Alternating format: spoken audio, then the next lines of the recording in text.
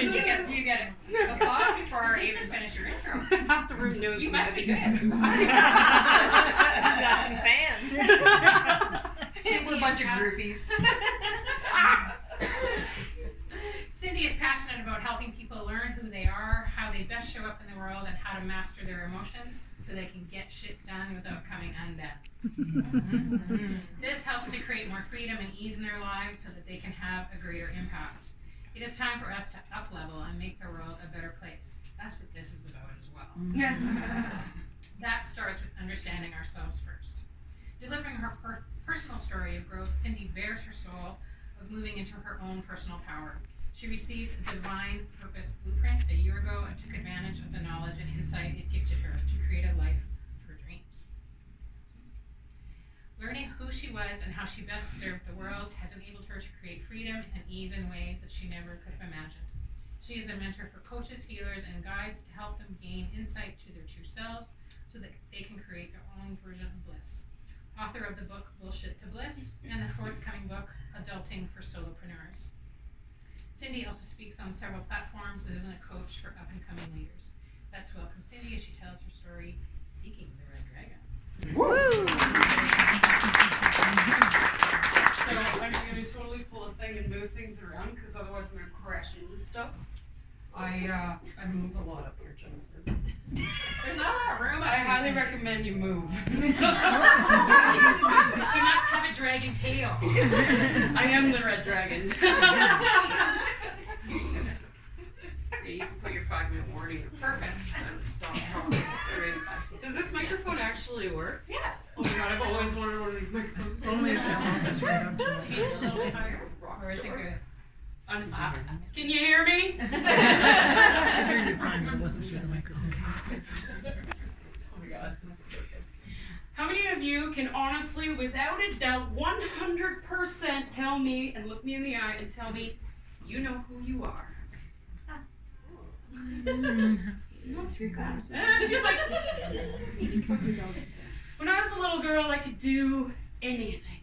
I could be anything and I could have anything. My greatest cheerleader came to me in the form of my father. And I would get up before breakfast and he'd have math problems on the chalkboard. I was doing university calculus on the chalkboard in grade 6.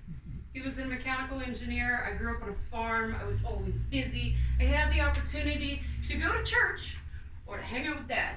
Sorry, Mom, I chose Dad. Because hanging out with Dad meant that I got to learn. And I could seek things, and I had this thirst for knowledge, and I just wanted to know everything. I wanted to know. I wanted all the answers. My favorite word was why? How? I don't get it. Tell me more, tell me more, tell me more. And when I was 16 years old, that was all ripped out of my life when my father passed away suddenly of a heart attack. And in that moment, I chose to stop living.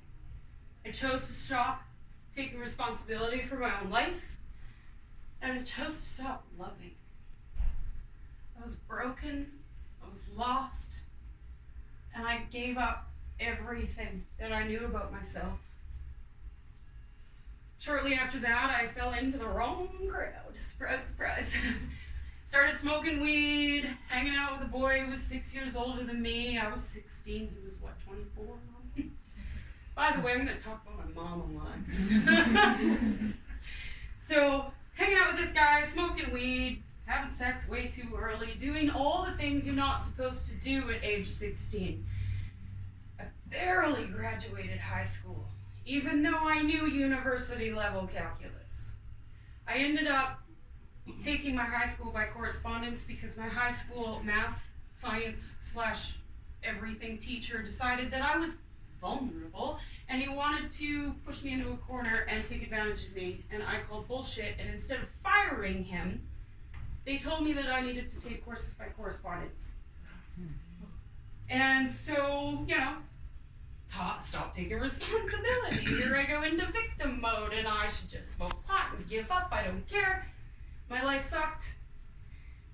So, but I was still always seeking. I was always looking for that answer. Why? Why? So I moved to BC thinking, maybe the answers are in BC. They weren't.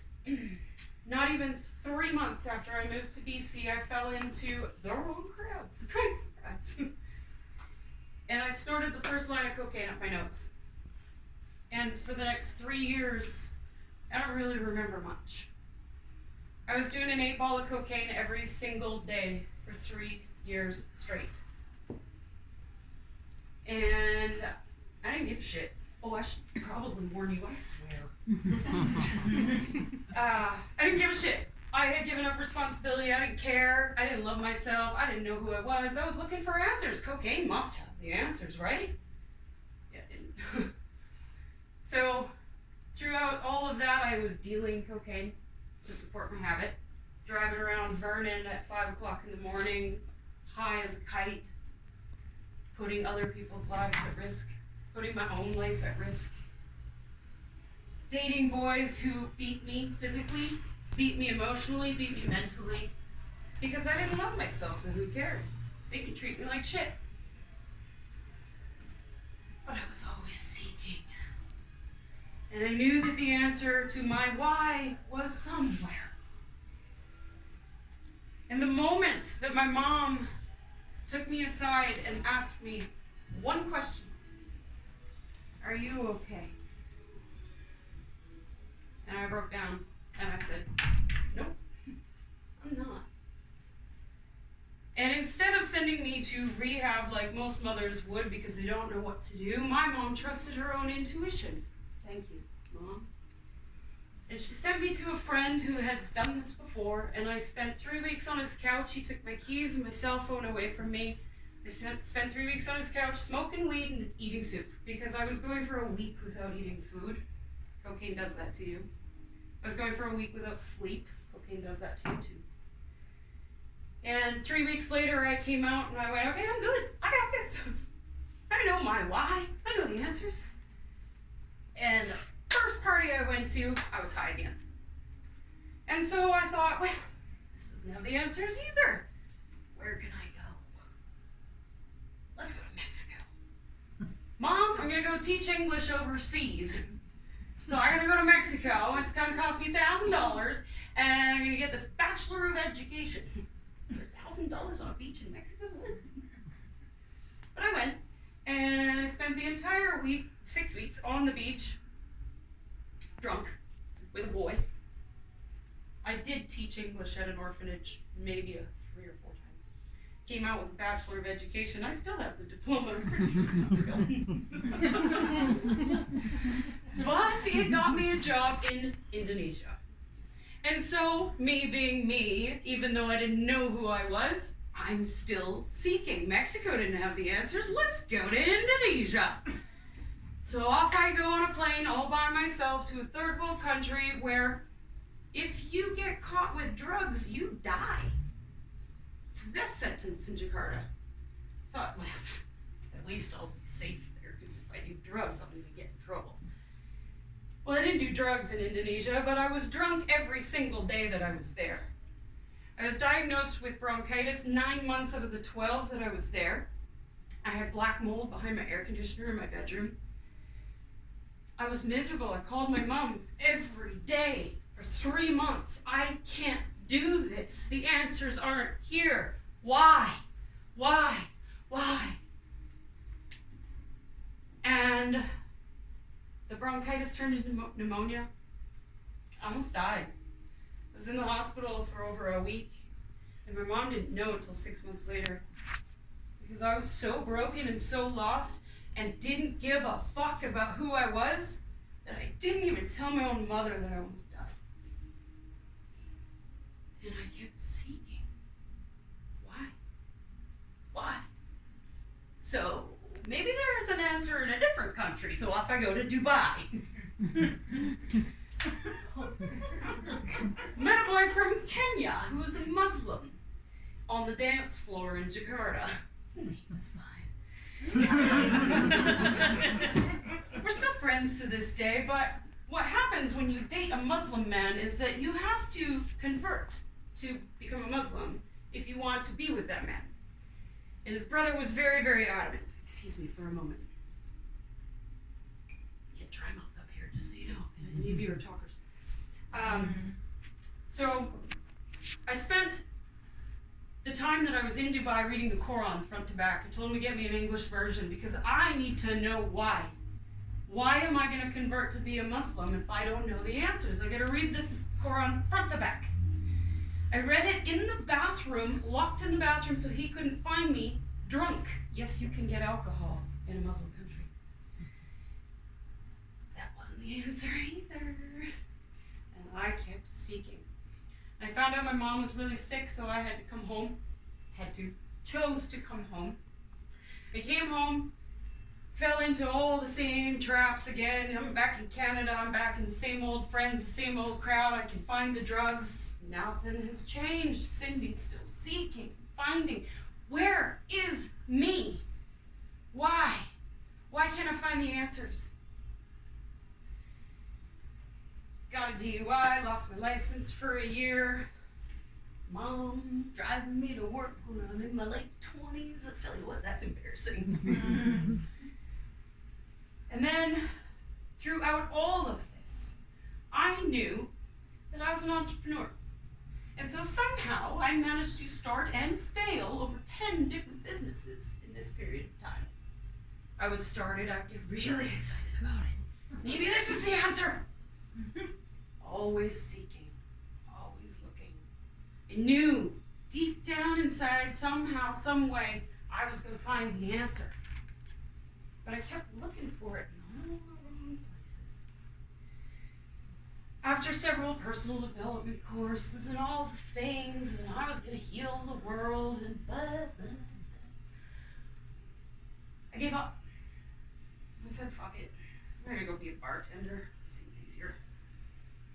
So I went to the bar and I started working there, and I was the best bartender in the place. I always had the most tips, mostly because I was usually drunk.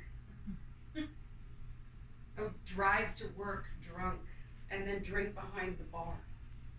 That's how much I gave a shit about my life. And then I met this woman at an event, and I didn't really quite understand why I met her, because she was really woo-woo. And I was like, hey, the whole tarot reading, numerology thing, I don't get it. It's kind of cool.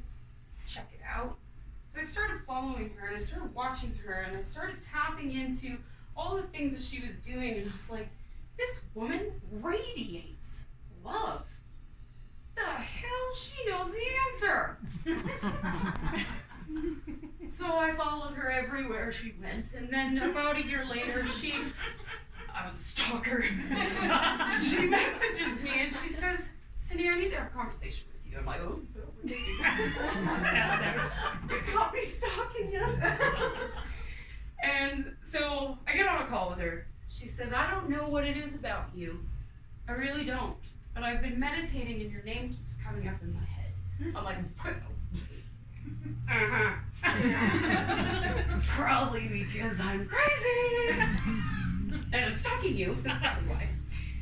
But for some reason, throughout our conversation, something inside of me screamed, yes! She has the answer. What I didn't know at the time was that she doesn't have the answers, and her life is just as screwy as all of ours. But she helped me find my answer. And so, shortly after I committed to spending $10,000 that I didn't have to work with her, trusting somehow that this money was going to show up, I said yes. And that was when I learned about intuition. I started working with her. She gave me what's called a divine purpose blueprint, and I thought, what the hell is this thing? It's this document, and you tell me who I am. What? But everything about that document felt like I was remembering who I was. And as she was talking to me about what was in this document, and she was channeling her information to me, I felt like I came home. And the tears started flowing, and all of a sudden, Cindy stopped asking why. I'd found home. I received that document in January of this year. At the time, I was working as a technical virtual assistant. So for those of you in the room that doesn't know what that is, I was building everybody else's dreams. I was working with coaches and speakers and authors who didn't know how to manage the tech side of things, so I was building their websites, their back end, making sure their sales funnels were all together, all the things. And I was freaking miserable. I was stuck behind my computer 15 hours a day, 7 days a week. I missed out on the 20th anniversary of my father's death because my clients might get upset and worry that I took a day off. Excuse me for a moment. It's a thirsty word up here. So, in that moment, when I missed that anniversary, I knew that something had to shift. And I'd had this document given to me. It was about 4 months later that the anniversary occurred, and I was like, man, this sucks. I know everything about myself. I feel like I came home, and yet everything still sucks. Why? Because I couldn't figure out how to master my emotions, and so I was all over the map. I'd been a cocaine addict and an alcoholic for years. And so when something bad would happen, Mercury retrograde came along, I would just fly off the deep end and have a temper tantrum like a 2-year-old. And so I also learned emotional mastery. And then I learned, wait a minute, I get to choose. I get to decide what my life looks like. And I fired all my clients. I changed my business 360 degrees. I stopped being a VA. I told all my clients that I didn't think I could work with them anymore because they were crazy, and that I was going to stop building their dream, and it was time for me to build mine. But what was my dream? I don't really know that. My blueprint said I need to be a speaker. That's all it says. I need to be a speaker. It didn't tell me what I need to speak about. It didn't give me any of that stuff, so here goes Cindy again. Why? How? Always seeking, always looking. So, 2 months ago, I decided to read my blueprint again. It's amazing what else comes out of that when you read it again. And it dropped on me like a bomb. This is what I'm supposed to do. I am designed by math. And if you want to know the science about it, I can teach you that. I have a mathematical code inside of me that is designed to teach you, everyone, who they are without a shadow of a doubt. How they show up in the world and what they're supposed to be freaking doing on this planet. And how to get shit done without losing your mind. Because, let's face it, this world's a bit chaotic, right? It's pretty easy when you know who you are. The last 2 weeks, I bought a Jeep. I bought it from the auction in Kelowna here. And I was so excited. I hadn't had a new vehicle in 10 years, and this was a huge upgrade. And oh my god, I got a new Jeep! And I drove it for 5 minutes and it died. And it didn't start again for 2 more weeks. And in that 2 weeks, I burnt my hand so bad I had to go to the emergency room. And my boyfriend and I got in numerous fights, and the kids were crazy, and all these things. 2 years ago, if that was me, I would have been bawling in a corner in the bathroom, locked up, drinking, and probably snorting a line of cocaine. This time around, I went, Jeep doesn't start, alright. That's cool. There's a reason for this. And it's okay. When you can get shit done without coming undone, and you understand that it's not about the hustle and grind, it's not about trying to do all the things for everyone else, but it's about doing all the things for you and nobody else. It changes your world. It makes you understand that